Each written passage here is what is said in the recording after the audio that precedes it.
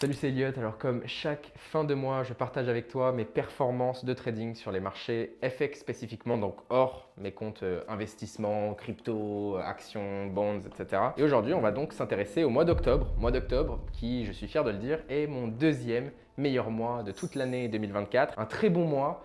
Surtout un mois où je me suis senti très bien dans mes positions. On avait des mouvements qui étaient assez clairs, qui ont duré assez longtemps. Les mouvements vraiment flagrants pour octobre 2024, ça a vraiment été le pump sur l'or et l'argent, donc les métaux précieux qui ont vraiment pris énormément de valeur. Et ça, surtout à cause d'un flux vers les valeurs refuges. Mais ce qui est aussi très intéressant, c'est qu'on a vu aussi un pump sur les actions, donc les indices boursiers américains, ce qui donc signifie que les gens veulent prendre du risque. On a aussi vu les yields, d'accord, donc le rendement des obligations, notamment américaines, treasuries, qui ont aussi augmenté, ce qui a aussi poussé le dollar. Donc on est en train de voir une situation où on a un petit peu tout qui est en all-time high. Les actions sont en all-time high, les cryptos sont en all-time high, enfin le Bitcoin notamment. L'or all-time high, l'argent pas tout à fait encore. Et tu verras, c'est d'ailleurs pourquoi mon plus gros trade d'octobre 2024, c'était des positions sur l'argent. J'ai pu exécuter ça 2 fois, en plus de mes positions d'investissement long terme. Parce que comme je t'ai dit, dans ces vidéos, je partage avec toi mes retours sur mes comptes à levier, mon trading actif, mais ça ne prend pas en compte mes investissements qui, donc, ce mois d'octobre ont extrêmement bien performé. Donc, globalement, mon mois d'octobre a été vraiment fulgurant. On a aussi eu en octobre les tensions géopolitiques entre Israël et Iran qui a eu un impact sur le prix du pétrole notamment, que j'ai aussi tradé. C'est une des seules positions que j'ai eues qui a été en perte, mais au final, ma gestion a été extrêmement bonne parce que l'idée que j'ai eue ne s'est pas concrétisée. On va dire que j'ai pris un trade qui était pro-guerre. S'il y avait une escalade du conflit, j'allais faire de l'argent. Alors beaucoup de personnes vont dire que c'est horrible, etc. Parce qu'en quelque sorte, on profite du malheur qui se passe. Les personnes qui évitent de faire ce genre d'investissement ou de trade, généralement ça va plus être des institutions et des banques qui vont faire ce qu'on appelle ethical investing, donc de l'investissement éthique. Et donc ils vont éviter de profiter d'événements catastrophiques ou de guerres ou de choses comme ça. Bref, là n'est pas le sujet. Sur ce, allons tout de suite voir mes performances du mois d'octobre 2024 sur les marchés FX.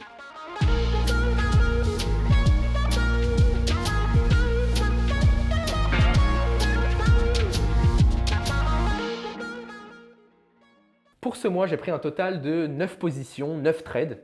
J'ai aucune position en cours. J'ai pu tout clôturer avant que le mois se termine. J'ai eu un total de seulement 2 trades perdants et 7 trades gagnants. Donc un hit rate qui est de 77%, ce qui est très haut par rapport à mes mois de manière générale. Ma perte moyenne est de moins 0,87 R. Donc je rappelle R, facteur de risque. Donc si mon risque est de 1000 euros, j'ai perdu en moyenne 870 euros par trade. Et mes trades gagnants en moyenne ont rapporté 1,43 R. Donc avec un risque de 1000 euros, en moyenne 1430 euros. Donc je gagne plus que ce que je ne perds. Et en plus, je gagne plus souvent que ce que je n'ai perdu. Et donc, on le voit bien sur le equity curve de mon mois d'octobre. J'ai finalement eu juste ces 2 positions perdantes. Une perdante à risque plein et encore. On peut argue parce que là, ce petit profit qu'on voit ici, alors cette position c'était sur Aussie Swiss en short sell. Ce petit profit, c'était un profit partiel de Aussie Swiss. Et puis après, en fait, j'ai rajouté du volume sur mon Aussie Swiss en faisant un add-in. Celui-là était perdu, donc là, j'ai pris une perte totale. Et sinon, ce 8e trade qui était donc mon plus gros trade sur un achat d'argent qui était notamment basé sur un spread entre l'or et l'argent pourrait signifier ou montrer que l'argent serait potentiellement sous-évalué par rapport à l'or historiquement. C'est quelque chose qui s'est très très bien passé et ma 9e position était aussi une position sur l'argent que j'ai pu cut assez rapidement. Donc bref, très bon mois qui me fait terminer le mois avec un profit total de 8,26. Donc fois 8,26 mon risque, donc encore une fois avec un risque de 1000 euros, je termine le mois à 8260 euros. Maintenant, si on le regarde justement sur mes performances mensuelles, donc tu vois, ça suit un mois de septembre qui était aussi très fort, mois de juillet qui était aussi très fort, et ça montre encore une fois, tu vois, que 2024, j'ai pas bien commencé. Janvier, c'était mauvais. Février, bon. Mars, bon. Avril, bon.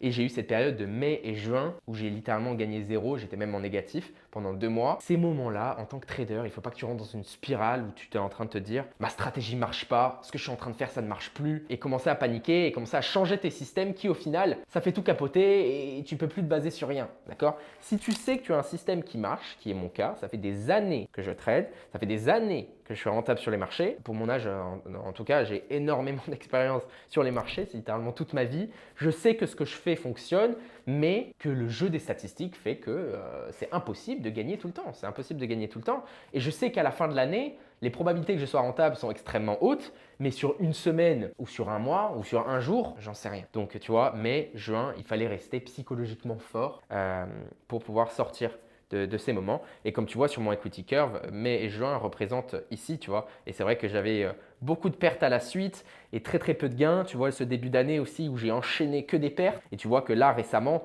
donc juillet, septembre, octobre, c'est extrêmement fort, d'accord?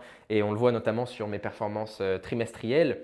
Q1, Q2, pas ouf. Q3, très très bon. Et là, Q4, je commence extrêmement fort. Donc j'espère pouvoir continuer comme ça sur novembre et sur décembre et vraiment terminer l'année comme il se doit. Donc sur ce, sans plus attendre, je vais aller te montrer justement les positions que j'ai pu prendre pour ce mois d'octobre, soit mon meilleur trade qui était donc ma position sur l'argent, mon pire trade qui était ce short sell sur Aussie Suisse où j'ai vraiment pas eu de chance, je vais t'expliquer pourquoi, et un trade intéressant qui était un short sell sur Euro Pound que j'ai pu prendre pour des raisons complètement fondamentales sur un time frame très court qui était un petit trade tactique qui est passé. Donc sur ce, allons voir ça.